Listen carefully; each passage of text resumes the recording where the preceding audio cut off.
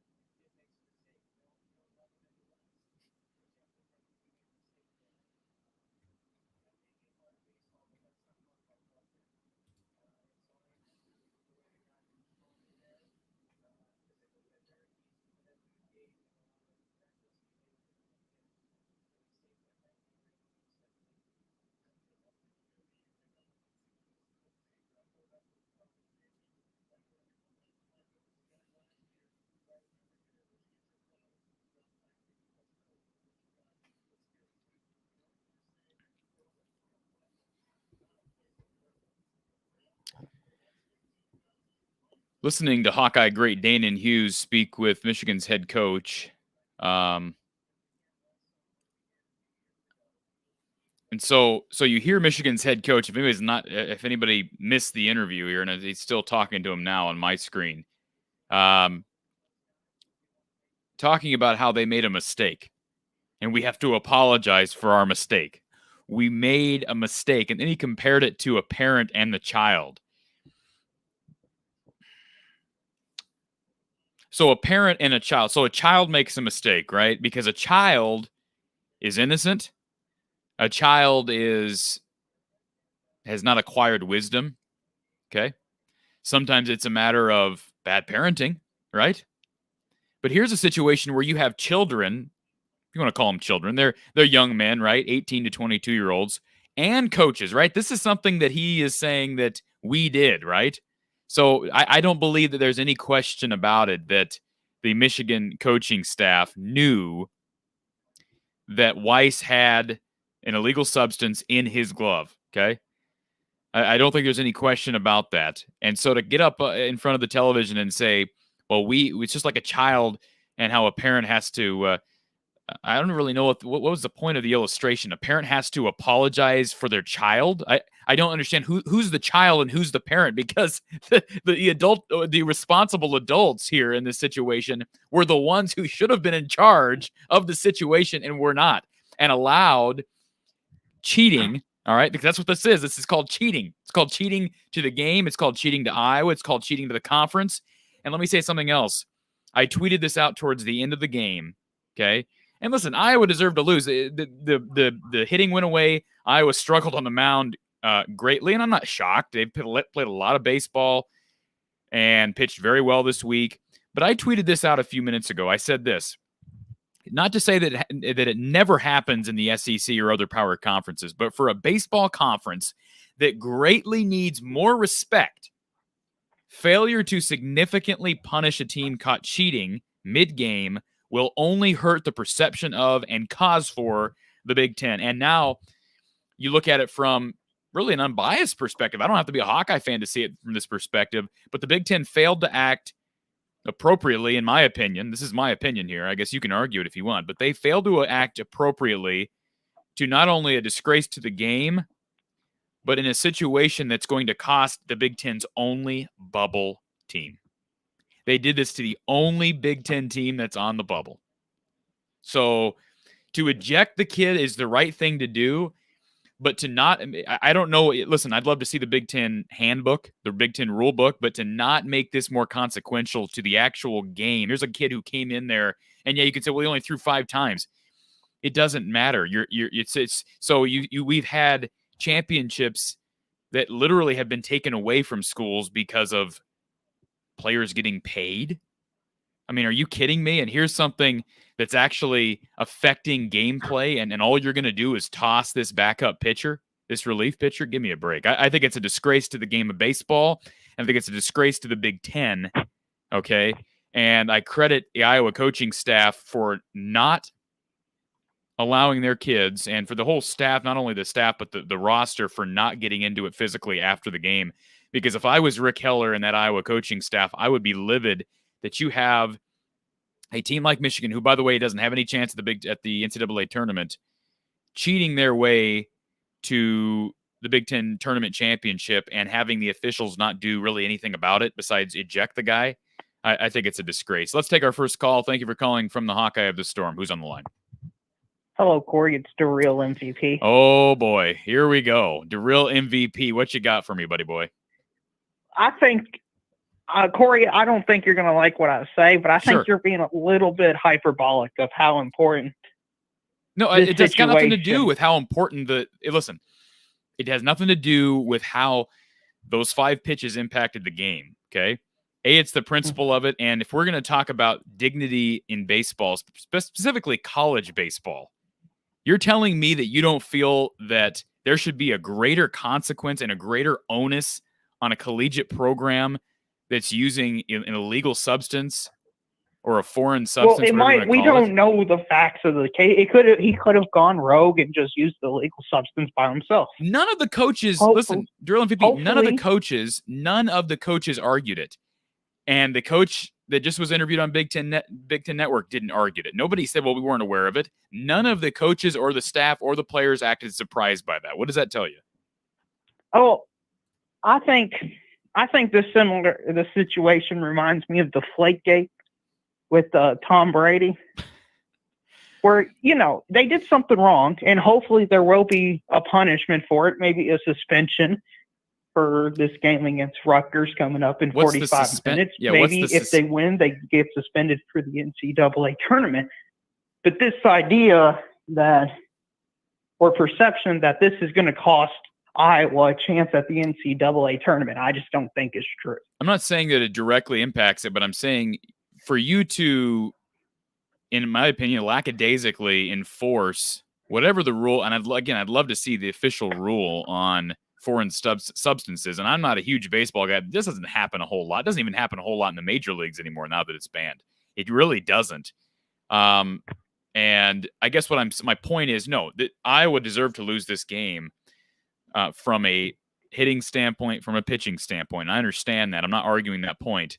But what I am saying is I do not believe by any means that the discipline was appropriate to the act. Because, well, we don't know the full discipline yet. There could be more coming down the pipeline. He got ejected. You got to let the process play out. Now, if nothing else happens, then I will agree with you that more should have been taken. Okay, but here's the problem. We're at the end of the season. So either you take action during the game that the cheating is occurring during, or you don't. What's the point of punishing Michigan? They've won the game. I mean, I don't understand. I'm not even saying that necessarily that Michigan should have forfeited the game, but I'm just saying you at least take the count back to 0 at the minimum. You do that. How do you even count those 5 pitches? That's what I don't understand. How do you count 5 pitches that were illegally thrown? How do you do that? Explain it to me. I think they have the same policy in the MLB. Now, I don't watch nearly enough to be 100% sure, but I'm pretty sure they just detect the pitcher and then suspend them afterwards. So this is in line with what I see. Now, is it wrong? Yes. Yes, absolutely. And am I saying this is not a big issue? No, okay. I'm not saying that at all. But this idea, I think what needs to be more focused on is Iowa losing to Penn State on game 1 really hurt them. Sure. Of course it did. And I don't think one guy, because we don't know, we don't know for 100% sure. The only person we know did something wrong was the pitcher. We don't know who else was involved for 100% sure. I'll tell you this: he's part of the entire conglomerate, and I'll tell you what I believe. And you can say I'm biased if you want to drill MVP. I know you're not going to agree with this. I believe Michigan should have forfeited the game because you are blatantly cheating. We're not talking about complaining like Scott Frost complaining about Iowa clapping and trying to throw off Adrian Martinez's cadence. I'm not talking about that. We're talking blatant cheating. I don't care if it was 30-1. I don't care if Michigan outplayed them to the nth degree. I'm talking about the dignity and the honesty involved in a college baseball game. All right, or that should be involved in college baseball. I agree it's bad. Okay, I'm not saying that. I'm just saying to punish the rest of the players who may or may not have done something wrong, I don't think is right.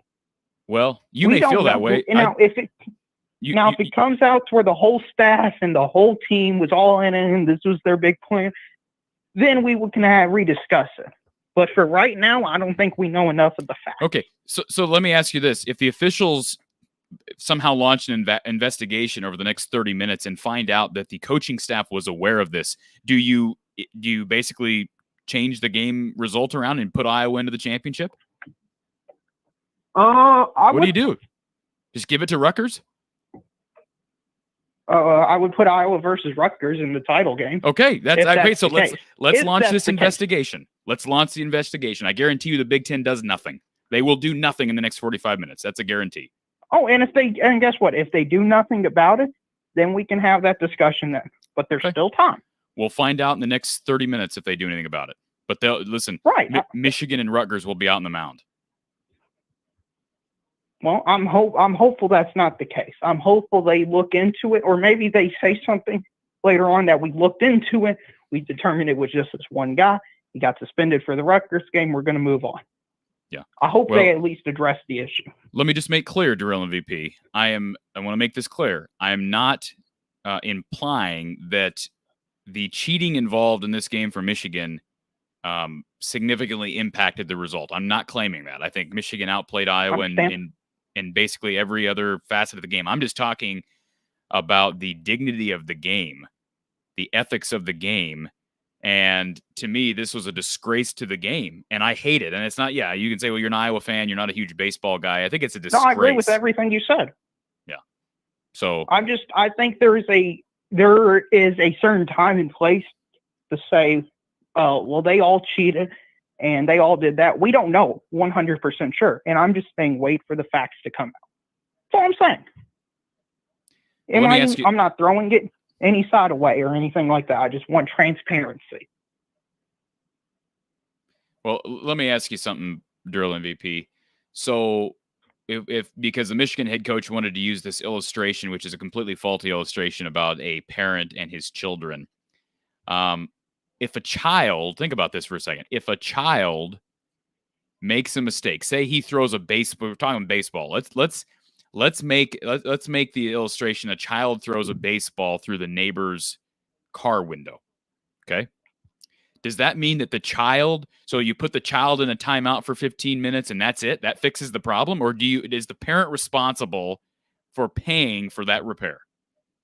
Well, in that scenario, it would be the parents. But I think the difference is one's dealing with a child, one's dealing with an adult person. No, listen. Like the child doesn't have enough forethought to see, hey, this could lead to a bad situation. This could lead to a bad outcome. Whereas the adult should. That's not what okay, let's use a different illustration. We have a company, right? A company of people. That's a better illustration. You want to talk about a team setting, a company of people, right? You have a single employee that is found to have cheated another company. Does firing that one employee make up for the thousands of dollars that employee took from that other company? Or does that company hold on a second. Does that company have the moral obligation to make amends as a company, even though he was the only guy cheating? Is he the only guy who should be disciplined, or should the entire company take responsibility for his actions? If in that scenario, I would say that one guy should pay the company. I disagree. Well, yeah, he should, but he can't. But if I'm saying in this case, a simple ejection.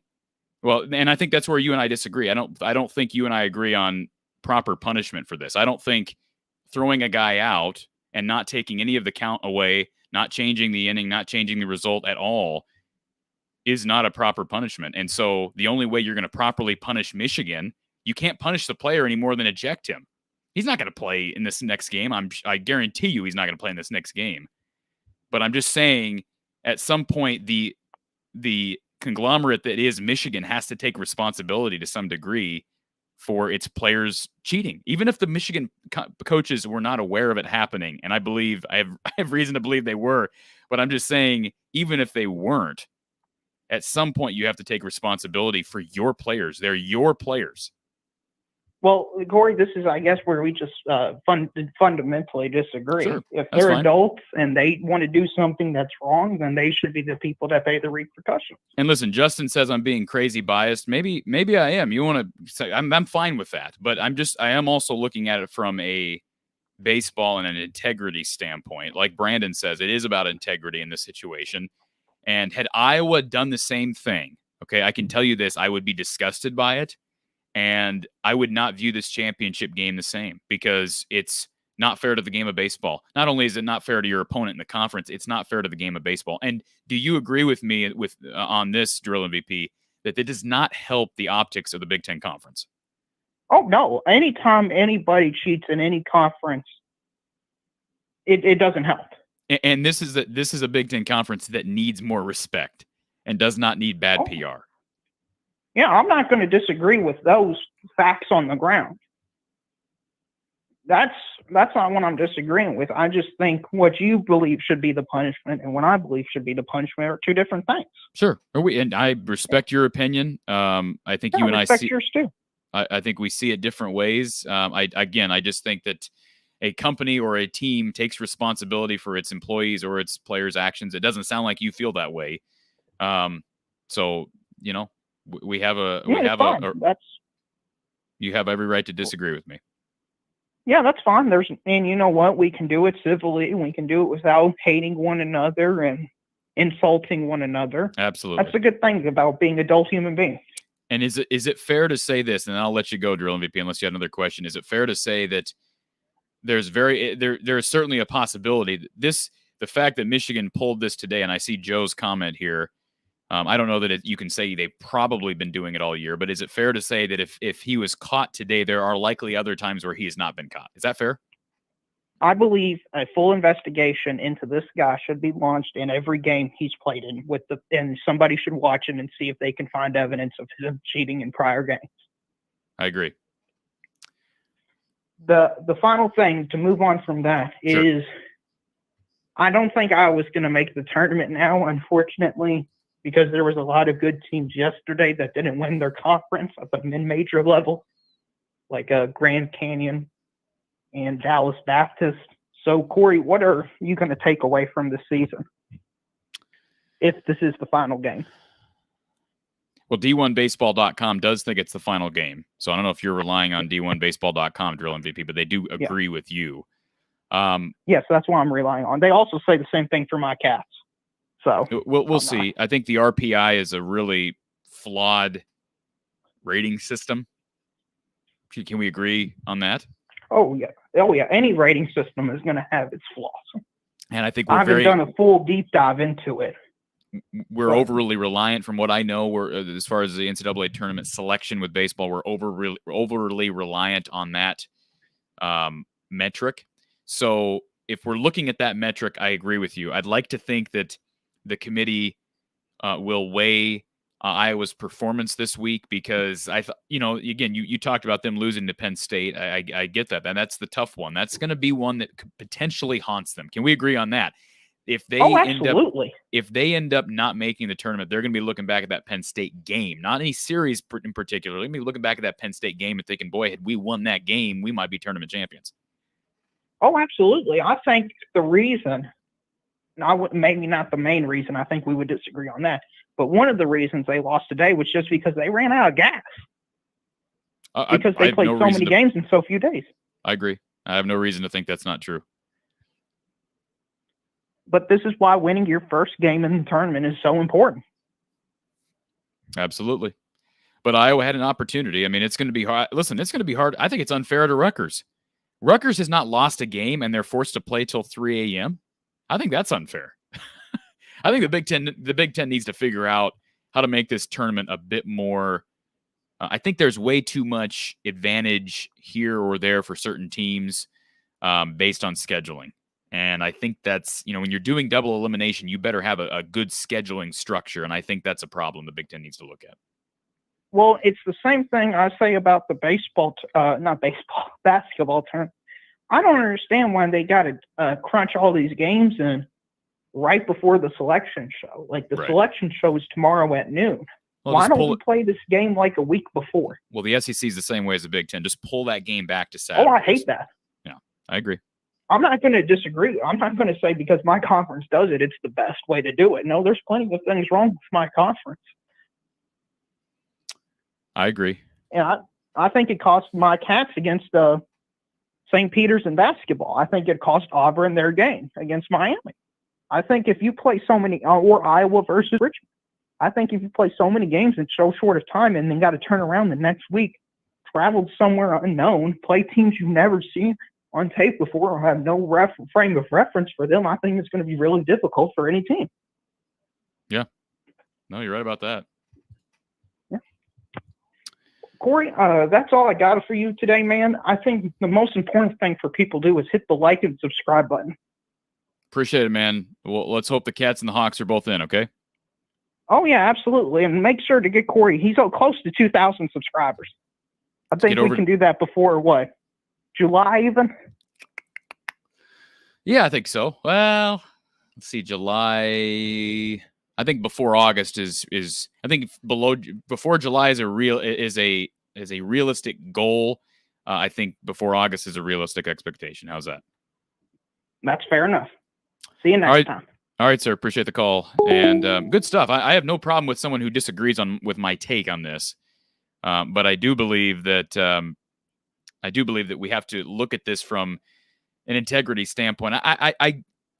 The thing is, so a player, and I'll take this a step further. A player in basketball commits a flagrant foul or mouths off to the official and gets tossed. That's not cheating, right? You might consider that an egregious play, and I'm not arguing that he shouldn't be ejected. He deserved to be ejected, and that's the proper punishment. When you're cheating, when you're cheating the game, to me, you take that a step further, and ejection is not enough. That's just my opinion. Jared the actor. Thank you so much for this, Jared the actor, and Jared's dad. He says, hey, Corey, giving you a super chat for my dad. He is shy but loves your show. We love your content and tune in every time. Appreciate this, Jared the actor, and thank you to Pops for making this donation to the channel by super chat.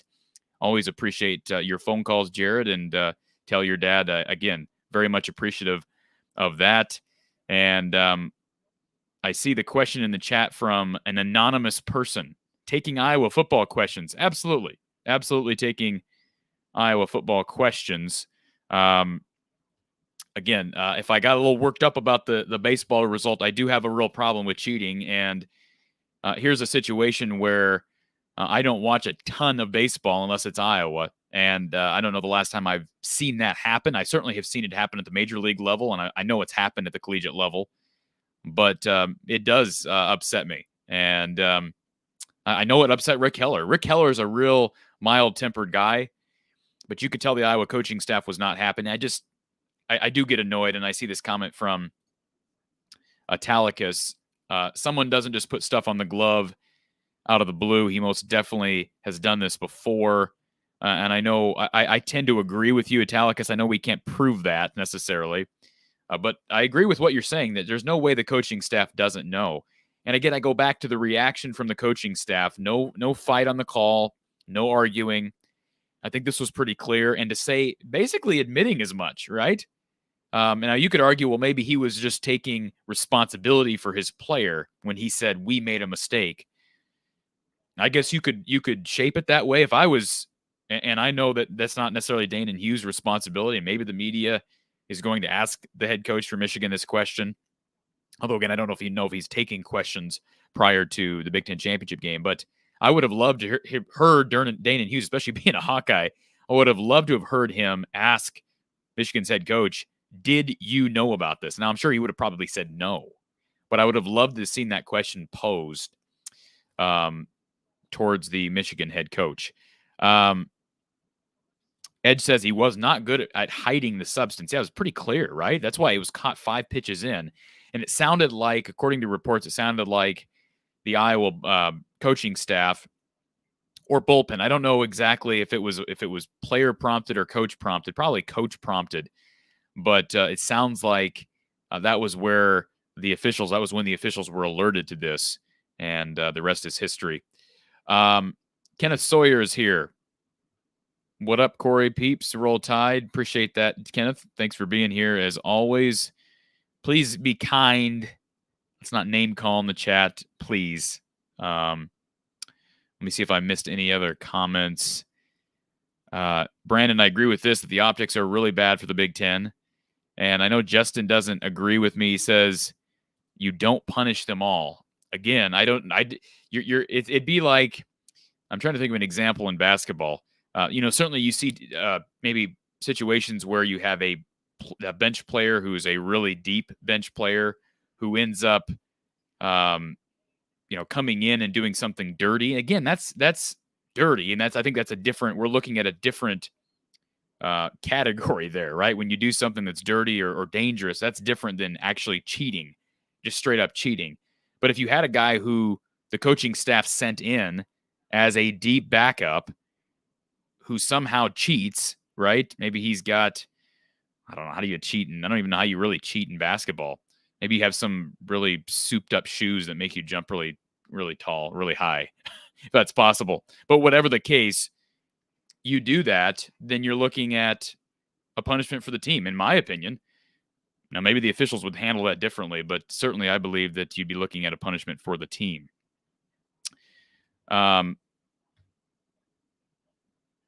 Let me just pull down the chats here, see if I'm missing anything. Mike says that it should have cost a run or something else on the top of the ejection. So I brought up the point that, hey, let's look at least just taking the count away. All right? Let's just at least look at taking the count away. When you don't even do that, it makes no sense. But, there's speculation on social media. Hey, should we have had how many batters were up, during those 5 pitches? Potentially 5, because you didn't have 5 batters, but I'm saying 5 throws. You could argue that those should cost you a run per throw. And you may laugh at that, but again, you're completely cheating the game. So that's my opinion. Bill Smith says it doesn't sound like it affected the game. I've never heard of a team being forced to forfeit because of a foreign substance. It's pretty common. In the MLB, they check the pitcher's hand all the time. Right, they check the pitcher's hand all the time. And since it's been banned, Bill, I don't believe, you may be a bigger baseball guy than I am, but I don't believe that it happens all the time. I don't know what the rules are in the major leagues, but to me, there should be a heightened punishment. This may be where you and I disagree, a heightened punishment in college. That's my opinion. But when you get to this stage in college, I do agree with Drill MVP that there should be some sort of an investigation, because it shouldn't just be, okay, this guy cheated, so he's out. Because it's sort of like the whole collegiate athletes, or excuse me, colleges, whether it be college football or college basketball, contacting a player through a friend or through a family member. Like, you can say, well, okay, the parents involved, that whole institution has to take responsibility for what that coach or contact, whoever's a part of that, should be punished, disciplined some way. And if the Iowa coaching staff was aware of this, privy to it, even if they weren't necessarily advocating for it, if they were privy to it, then they ought to be disciplined. That's just, again, I know I'm beating that dead horse. Again, tough day on the mound, and I can run through. Let me pull up the box score for anybody who just jumped on. Actually, I'll be right back. Get this live stream going.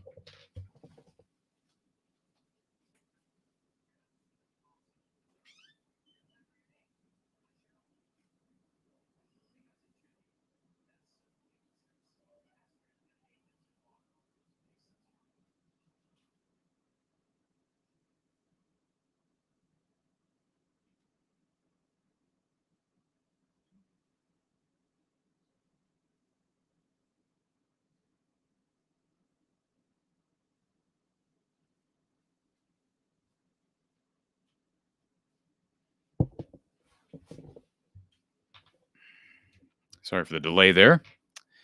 Okay, let me run to the box score here. The call line is open. I would love to hear someone else's opinion on the cheating. I mean, I see people calling me out in the chat because they don't agree. They think I'm being crazy biased and coming down way too strong on Michigan. But I'm happy to take a call. I'm happy to take a different opinion on this. 515-635-1601. I'm going to pull up the box score, give people a quick synopsis.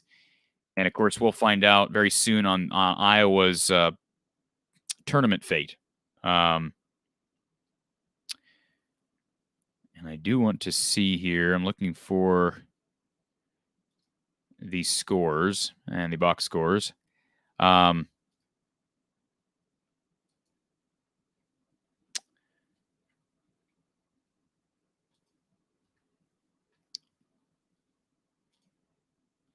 just love ads. Okay. So again, final score 13-1. Iowa finishes the day. Perhaps I can find this. Iowa finishes the day with 5 hits. Michigan with 8 on the day. Iowa struggled from the mound, just keeping batters on home plate. Way too many walks. Connor Schultz comes in there, struggles mightily. I had a nervous feeling when I heard that Brody Brecht was gonna start this game. He literally lasts a third of an inning and has to be pulled. You have Nedved that comes in, and I mentioned on the show yesterday I didn't think he pitched very well earlier in the week. Christopherson was maybe a little bit better. Schultz, gave up. He was a big part of the struggles in the 7th, which is ironic because Schultz really pitched well yesterday, and I don't know if you want to blame that on fatigue. But just a rough day on the mound. And, when you struggle pitching and you struggle defensively and you dig yourself a hole early, and Iowa did dig themselves a hole as early as you can dig it, 2-0 in the first inning, it's just hard to recover, and then you feel like you're playing catch-up the rest of the day from a batting perspective. Let's take our next call. Thank you for calling from the Hawkeye of the Storm. Who's on the line? James. James, how are you, sir? Good. It's kind of been a while. I've been busy, so I haven't really been able to listen or talk. But no, you're good. I've been here today, and I feel like if you don't punish somebody, I feel like if you don't make them forfeit, right? I feel like it gives another team an opportunity. Let's say you just suspend that guy, right? I think it gives another team an opportunity. Oh, we can do this. So our guy is just going to get suspended, but we can cheat our way to the championship. If that makes sense. Like I say, yeah, absolutely. I agree with you. And if you've got pitchers that are, I'm not saying that this guy Weiss is an expendable pitcher, but if you argue, and they're showing it on the Big Ten Network right now, if you argue that somebody is expendable, then it opens the door in any sport for all kinds of, just dirty play or cheating play, dishonest play, whatever the case may be. I agree with you. I just think there needs to be more of a consequence. And I know Drill MVP called in and said, well, maybe they will investigate this and bring down the hammer. I doubt that's going to happen, but I would love it if it does. It should have happened during the game, in my opinion. Yeah, I just feel like let's say you see Michigan get away with it. Not Iowa. I don't think Rick Howard would ever do that. But no, I don't either. Let's say another school, like, oh, we're a pitcher we don't really need. We'll have him have a foreign substance, throw him out there. And then if he gets suspended, it doesn't matter. We can still maybe cheat our way to the championship game because we don't really need that guy anyway. So if he gets suspended, we're fine. And they think they can just do it because one player gets suspended or not the whole team gets suspended or gets punished. If you punish somebody right away, that will stop anybody else from thinking that you can do it. Right. Yeah, and as Ed mentioned earlier in the chat, Weiss was not great at hiding the foreign substance. So you get a guy that can hide it. I think that might be the lesson that Michigan learns from all this. Hey, we just got to hide it better. Yeah, and I mean, I saw him do it after the first pitch, and I was kind of thought something was weird, but obviously, sitting at home, you can't really do much because you're this isn't until Iowa realizes what's going on. But they actually caught it really quick, which is a good thing. I feel like that they caught it after 5 pitches and didn't let it go longer. I agree. But I just feel like maybe they shouldn't have got forfeit. I know that's me as an Iowa fan being I want to win. We didn't deserve, like I said in the chat earlier, we didn't deserve to win, but they cheated, so they didn't deserve to win either. Correct. Good. I think nobody really deserves to win. I agree. But again, I'd rather take a team that's playing the game of baseball as it should be played. I agree. I agree with you on that part. But I understand other people's other part of it. I just feel like if you don't punish them, it will just maybe people will think it gets away. But have fun watching the show and keep up the good work. I'll talk to you later. Appreciate it, James. Thanks for the call as always. And appreciate hearing another take on this. Again, I I have not heard. I'm sitting here with the television on Big Ten Network. I really don't think that there's going to be anything impacted by that decision. I can't imagine that pitcher is able to come back out.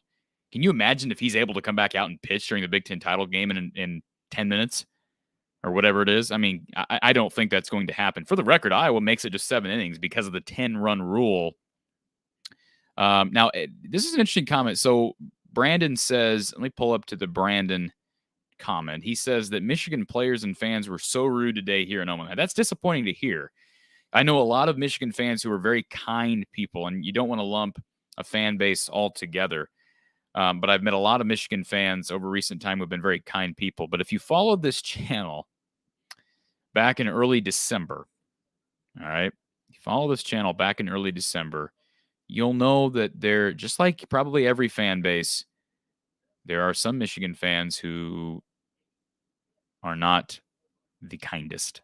And that's the case with probably any group of people. It's unfortunate to hear this from Brandon that, especially baseball. Come on, what are we doing? Beautiful day out in Omaha, but it doesn't surprise me, Brandon. It's unfortunate nonetheless. Let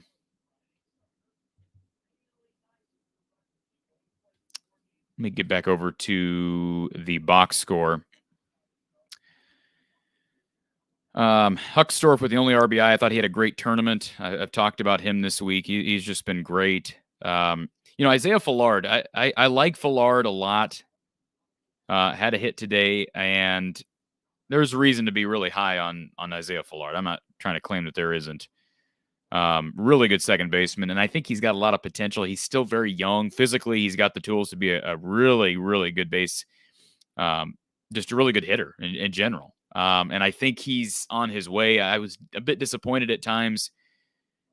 He's got a lot of room to grow offensively. I'll just say this, and a little bit disappointed in Keaton Ankeny today. Had one hit, but everybody. This was a collective struggle from Iowa's pitchers, from Iowa's hitters, and it's reflected when you lose 13-1. And I'm looking for anything positive in the box score, and there just really isn't. Iowa with just one error, I guess is that a positive? Just again, I'm grasping at straws, trying to find something. Brody Brecht, he's, for anybody who doesn't know who Brody Brecht is, he's an Iowa wide receiver, Iowa football wide receiver. So I know people know that name more than your average baseball fan would. You wish him the best, and you wonder, you look at a situation like Connor McCaffrey in basketball, who eventually just gave up baseball. You wonder if now, I know Danon Hughes pulled it off back in the day, but will Brody Brecht try to play both sports for 3 to 4 years? People have talked about him being good enough to get drafted well before, which would certainly potentially take away his football future. Iowa is in need of wide receiver play now that you have Charlie Jones out. That's something we're not talking about. Brody Brecht struggles today. Would he have an opportunity once we hit football season? Certainly you hope he can really give football his full attention once this season's over, and it may be over now. We'll have to wait and see what the tournament committee decides on Iowa's NCAA tournament fate, but it will be interesting to see what Iowa plans for Brody Brecht. Drill MVP says Iowa ran out of gas should the Big Ten and other conferences extend the postseason tournament by a few days. It's just like you brought up earlier on the phone, Drill MVP. Let's just back it up a bit. Let's start it. I know it was scheduled to start Wednesday. Let's start it Tuesday. That way you have an extra day built in. I don't know why we have to play games until 2 or 3 in the morning. It doesn't make any sense, especially the night before championship Sunday. And I can tell you this: I ain't watching Rutgers and Michigan. All right, I'll be following the game because I'll be heavy on Michigan. On Rutgers. I ain't watching that game. Okay. But again, credit to Rutgers. They have played a great tournament. They deserve to win this tournament. And I think it's also weird, the double elimination, when you have a team like Michigan who's already lost and a team like Rutgers who has not lost. To me, Michigan should have to beat Rutgers twice. Well, I don't understand why they don't have to. I know that it's winner take all, but make them play till 4 a.m. We've been doing it all week. But Rutgers should only have to win once. That's what double elimination is. I don't know why that goes away in the championship game. Maybe that's standard across the board in these formatted types of sporting events, tournaments. But I don't quite understand why that's the case. Okay, couple reminders here, folks. This show is uploaded on the podcast, so Spotify, Apple, Google, and more. Please subscribe here on YouTube. Also subscribe via podcast. I'm on YouTube, Twitter. We need to get Facebook likes up. So, I need to do better with social media. We're doing great building the channel here on YouTube. Need to do better with Facebook. All right. And Twitter, I know, is a little bit slower. Please give the Facebook page a like from the Hawkeye of the Storm on Facebook. If you have a Facebook account, even if you don't use it, certainly helps. Similar to how subscribing to YouTube helps the algorithm, it helps on Facebook as well. So please give the page a thumbs up, a like and follow. On Tuesdays at 4:30 p.m. Central Time, if you're new to the channel, every Tuesday over at Iowa Football at the Voice of College Football on YouTube. It's Iowa Hawkeyes Live with Mark Rogers, the Voice of College Football, and myself every Tuesday at 4:30 p.m. Central Time. So you need to be subscribed here, subscribed over at the football channel. And again, off-season coverage all off-season long. And just a reminder, too, please share the show on social media if you've not already done so. If you're interested in making a donation, there's a link in the channel description below. Again, thank you to Jared, the actor, and his father for making the Super Chat donation tonight. Very much appreciated. But you can donate via PayPal in the channel description below. All right, folks, I think that's all there is for today. A disappointing end, Iowa falling again to the Michigan Cheaters, 13-11 in Game 2 of the Big Ten Tournament semifinals. We'll wait and see. Is Iowa in? Are they out? Some differing opinions, I know, across the board. D1 Baseball, one of the more well-known units, is predicting that Iowa will miss the tournament. Not even really on the bubble, according to D1Baseball.com. But we'll just have to wait and see. Hold your breath. Perhaps they get a late bid. Appreciate all the support this week. Again, please, please, please subscribe, hit the like button, and I will talk to you soon.